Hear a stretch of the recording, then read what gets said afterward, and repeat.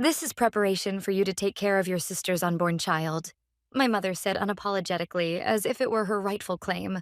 In front of me was the living room, which should have been my castle, transformed into a pitiful child's room. The wallpaper had been stripped away and replaced with a jarring animal pattern in bright, painful colors instead of the soft cream it used to be. The floor was covered with thick mats to prevent injuries, and in one corner sat a baby crib that still hadn't been unpacked. My father, who seemed pleased with himself, crossed his arms and said, "Well, surprised? We managed to get this ready before you came home." Surprised? That was far too mild a word to describe my feelings.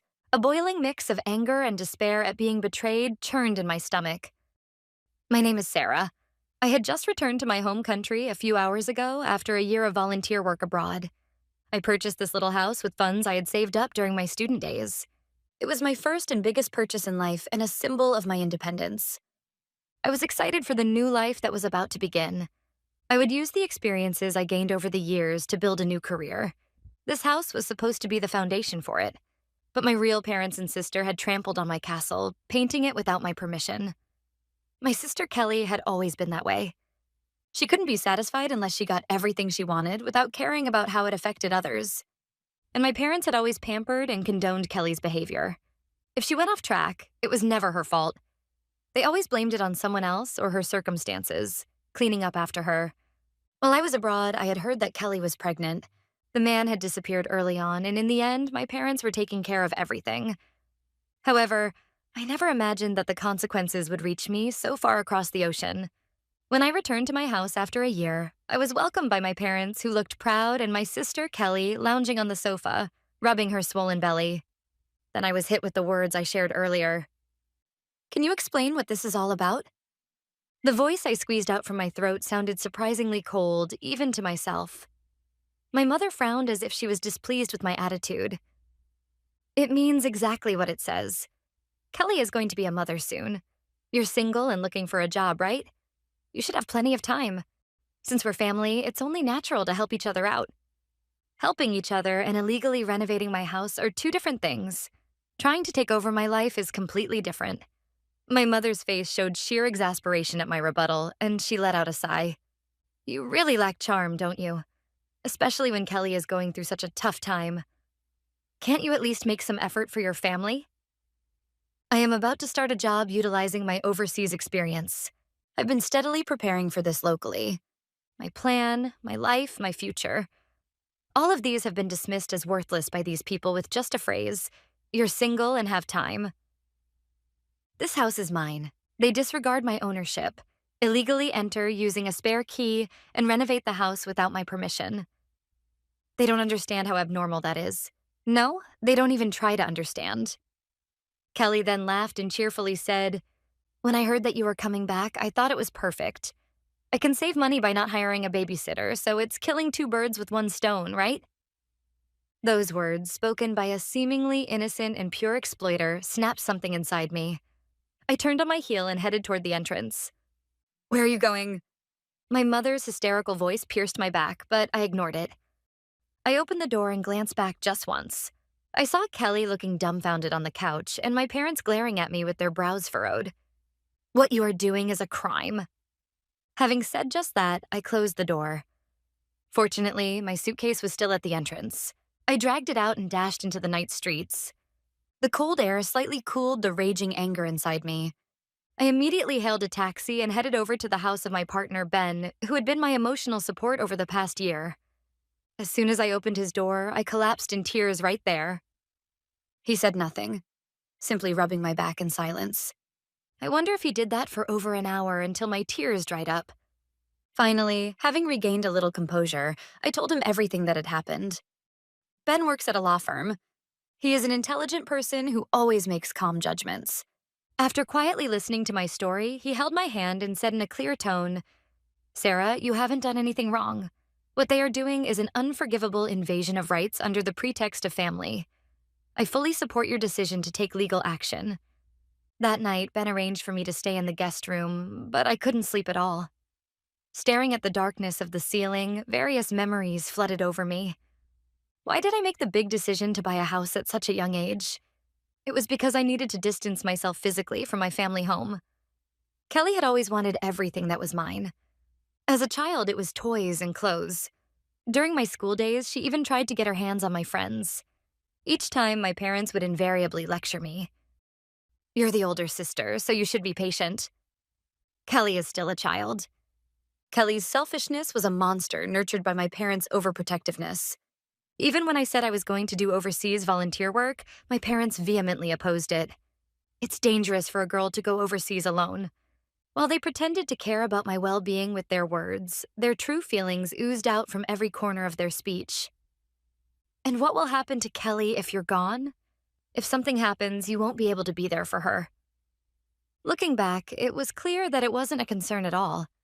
Their real worry was simply that I would go somewhere beyond their control and no longer be available as a convenient tool for Kelly.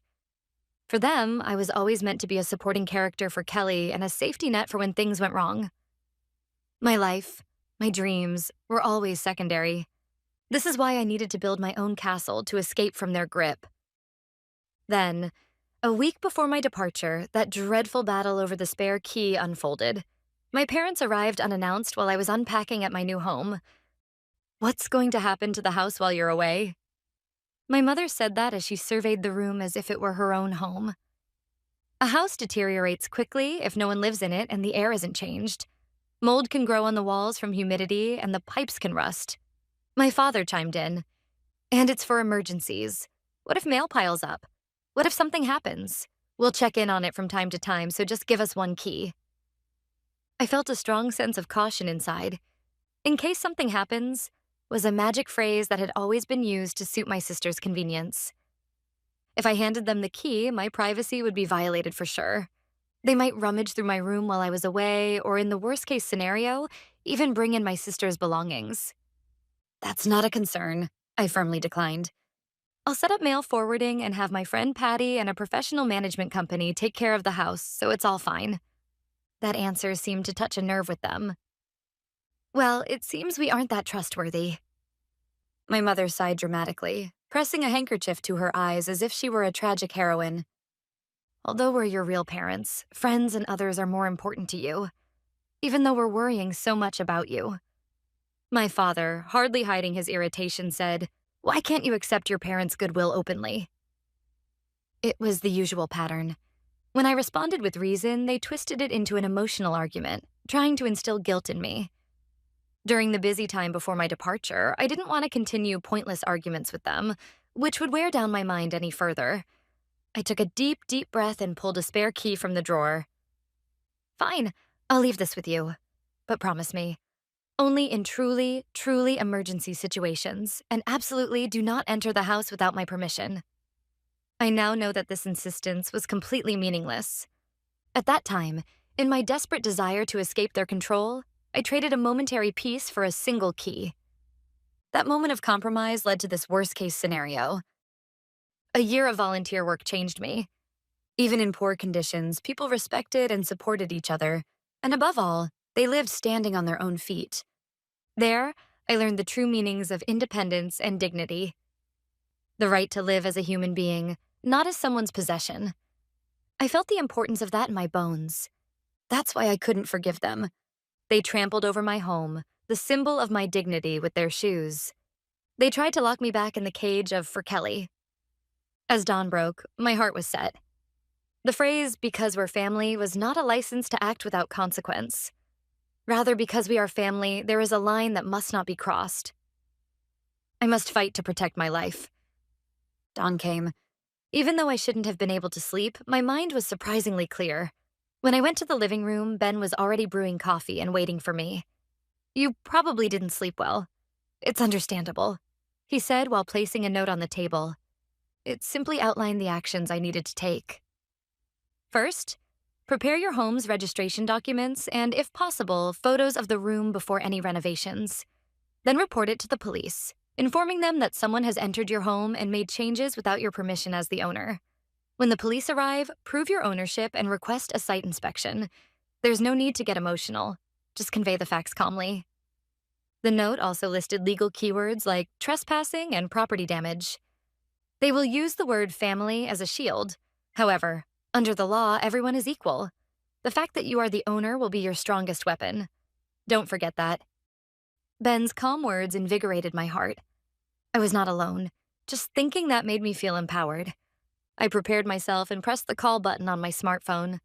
The electronic sound coming from the speaker resonated in my ears like a gong announcing the start of a battle. 911, what is your emergency? For a moment, I was at a loss for words at the calm voice of the operator. I was about to confront my family, and I could not falter then. I took a deep breath and spoke clearly. There has been an incident. My house has been illegally trespassed and my belongings have been damaged. The culprits are my parents and my younger sister. When asked if my life was in danger, I informed them that I was not, and I was then directed to redial a non-emergency number. After explaining the situation again, the police agreed to come. A few hours after the report, the intercom at Ben's house rang. When I opened the door, 2 police officers in uniform were standing there. One was an older, calm-looking officer, and the other was a younger, earnest-looking officer. We sat facing each other at the living room table. With Ben's support, I explained everything that had happened so far. I presented the property registration certificate and photos of the room saved on my smartphone before the renovations, as evidence. The photos were casually taken right before my departure for volunteering to record the arrangement of the furniture, but now they were about to become decisive evidence. The older police officer listened to my story in silence, glanced over the evidence documents, and nodded quietly. I see. I understand the situation. This may indeed be not something that can be handled simply as a family dispute. Since the current state of the house has been changed against your clear will as the owner, we need to conduct an investigation. Could you guide us to your residence? Upon hearing those words, I recognized the seriousness of the matter once again. There was no turning back. A police car followed behind the car that Ben was driving. The familiar way home felt heavy, as if it were a path leading to the execution site. Is this really the right thing to do? For a moment, my heart wavered. However, the face reflected in the rearview mirror was strangely resolute. I stood in front of my house's entrance once again, alongside the police officer. It was the place I had dashed out from in despair the previous day. But now I was not alone. There was a powerful ally beside me, an enforcer of the law. When I rang the doorbell, my father opened the door with an irritated expression. Upon noticing the police officer standing behind me, his face changed to one of surprise and confusion. What is this? What's going on? I have come to file a police report regarding an illegal entry and property damage. At my calm words, my mother, who had come out from the living room, raised her voice in a high pitch. A police report? What are you talking about? Why are you bringing the police right after yesterday? The older police officer began explaining to my parents in a calm voice. This is indeed the property owned by Sarah, correct? I have been informed that you entered without permission using a spare key and made alterations to the interior without consent. My father, despite being flustered, raised his voice. We are family. What kind of permission is needed to enter my daughter's house? Besides, that spare key was handed over by her voluntarily. My father completely disregarded the circumstances under which he persuaded me to give the key, almost as if I had willingly offered it out of pure goodwill. How much I resisted back then. How firmly I had insisted. It was a memory that had conveniently been erased from his mind. Glaring at that distorted truth, I felt my anger evolving into pity. My mother continued in a tone reminiscent of a plea. Officer, she's just a little tired. She's been overseas for a year and is a bit on edge. We as her parents simply wanted to help. Why does it have to involve the police? Kelly, as if waiting for the right moment, appeared at the entrance of the living room, rubbing her belly, looking like a tragic heroine. Sarah, what's going on? If you do something like this, it will affect the baby. I can't believe you're selling the family to the police. Their arguments were all based on emotion, constantly revolving around, because we're family, because it's parental love, and because we care about you. They believed without a doubt that before those universal words, the law and individual rights became powerless. However, that illusion was ruthlessly shattered by the next words of the older police officer. I understand your feelings, but the law is a different matter. Even if you had a spare key, it doesn't mean that you were given free access to the house. If you entered the property without the clear permission of the owner, Sarah, and caused damage to the property, you could be violating the law. This is, before being a family issue, a legal issue. I could see my father's face turning red with anger. He probably could not accept that their justice had been denied by societal rules. Don't mess with us. Are you trying to treat us like criminals? What's so terrible about changing the wallpaper a little? It's your fault, Sarah, for saying unnecessary things. My enraged father tried to grab at me. At that moment, the young police officer quickly stepped in and held my father's arm. Sir, please calm down. Any further action may be considered obstruction of justice. Seeing my father being restrained, my mother seemed to change her strategy. She collapsed in tears, saying, "No, don't do this," and began to loudly lament how she couldn't face the neighbors. It was an obvious act to draw sympathy from those around her. Kelly spat out, "I don't care anymore," and disappeared deeper into the living room. It was a hellish scene, but my heart was oddly calm. This was the reality they had chosen. The sight of my family exposing their disgrace and screaming in anger erased even the last remnants of emotion I had left. I turned to the older police officer and clearly stated my intent. As the owner, I officially report the damage. I demand that this house be restored to its original state. If that is not possible, I will seek proper compensation for the damages. That moment was when I was completely liberated from the curse known as family. In front of my resolute attitude, the police mechanically proceeded with their procedures. On-site investigations were conducted, and numerous photos of the transformed living room were taken. My parents were to be voluntarily questioned. In the meantime, I contacted Ben to report the situation. "Well done, Sarah. You've overcome the toughest hurdle, but the real battle is just beginning." Ben was right. With the police's involvement, they were forced to understand, whether they liked it or not, that their actions were legally impermissible. However, that did not mean they genuinely felt remorse. Rather, their struggle was morphing into something even more insidious from this point onward. That night, my smartphone began to ring incessantly. The callers were my aunts, uncles, and cousins. Relatives who typically only contacted each other during weddings and funerals began to reach out. The call from Aunt Doris set it all off. "Sarah, I've heard. Your mother's crying. You've changed since you went overseas. People who don't value family can't find happiness anywhere." It was a one-sided imposition of outdated values. I said nothing and simply hung up the call quietly. But the attacks didn't end there. The next call came from my maternal grandmother, who had doted on me so much when I was a child.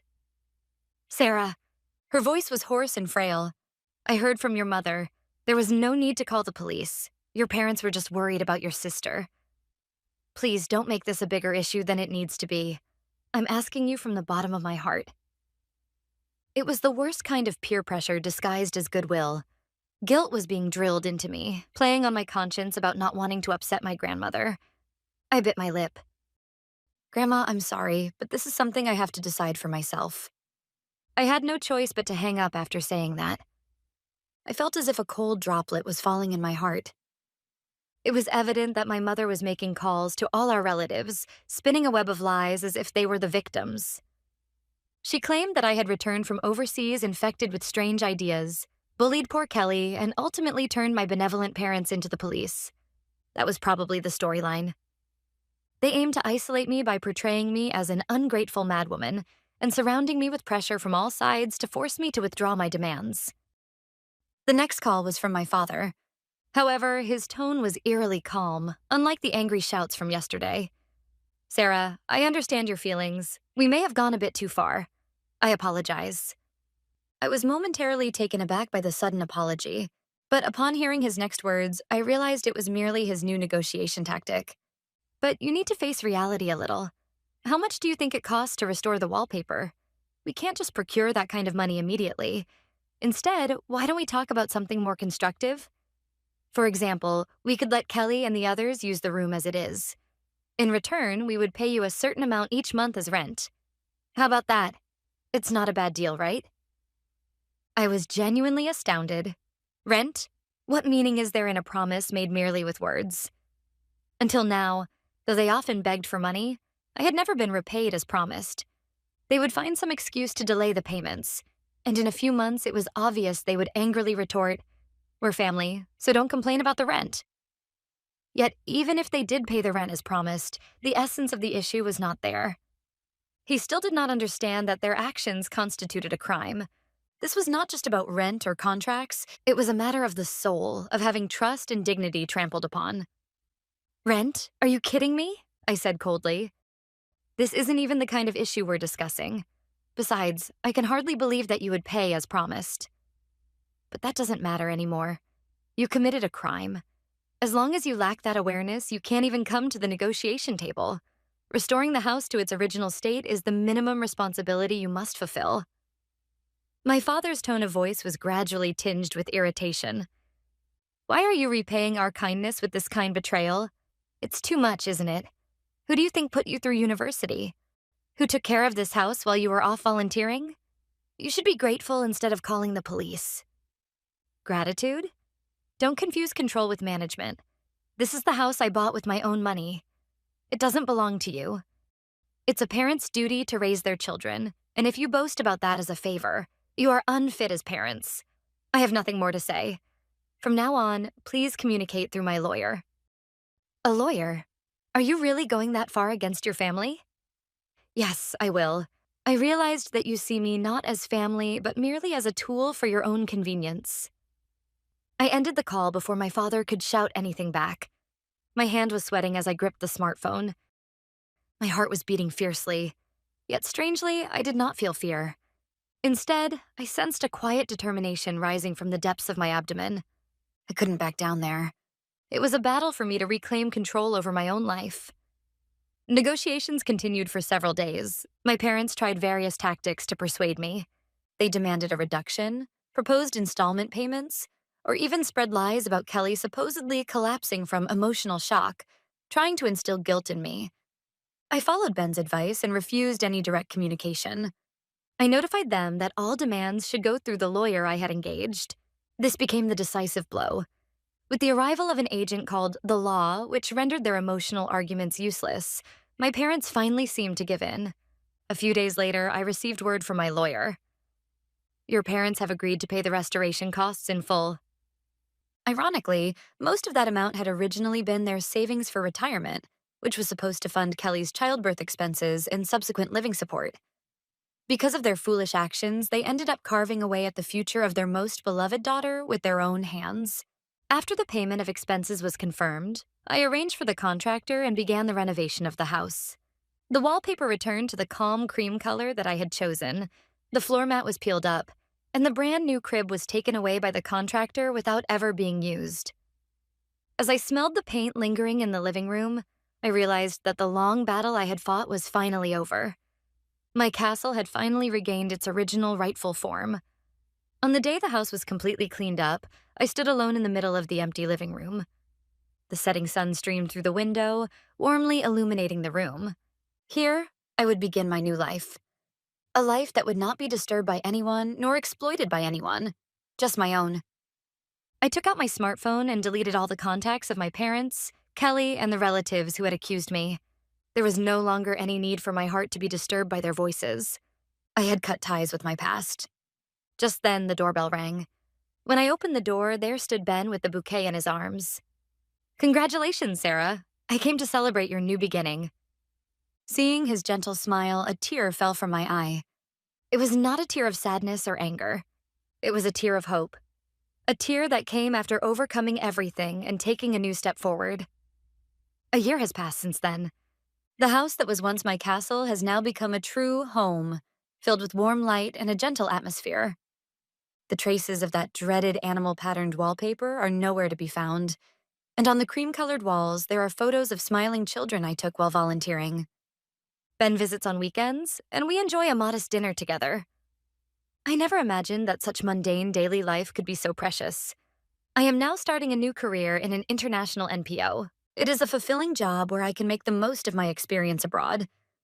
I am planning educational support programs for children in refugee camps, flying around the world every day. Recently, I received a video letter from the children in the areas we support. Watching their faces smile and say, "Thank you, Sarah," in halting words, I truly felt glad I chose this job. Not to be someone's sacrifice, but to build a future hand in hand with someone else. That is what I really wanted to do. On the other hand, my family, who never tried to understand my choices until the end, seemed to be reaping what they had sowed. It seems that Kelly has safely given birth. I learned this through a distant relative who managed to bypass my block and sent me a direct message on social media. The message included a photo of the newborn baby along with the unnecessary comment, "Kelly seems to be struggling alone. Why not send her a congratulatory gift?" I read the message and deleted it without replying. From another relative, I heard that Kelly's life is not as sweet as I had imagined. Unsurprisingly, she cannot live in my house, nor does she have the capability or will to raise a child and work at the same time. In the end, Kelly returned to her parents' home, and her elderly parents are taking care of their grandchild. It seems that her parents are physically and mentally exhausted from taking care of her baby day and night, and from Kelly's increasingly selfish demands. I also heard that the significant reduction in their retirement funds due to expenses for home renovations casts a dark shadow over their hearts. The role that they once tried to impose on me for free is now something they themselves are shouldering. This is truly the meaning of retribution. Recently, I received a letter from my father through a lawyer. It contained words of apology and a request. Could we possibly meet and talk just once more? However, from the tone of the letter, I felt it was more of a selfish echo of wanting help with their current predicament than any sense of regret.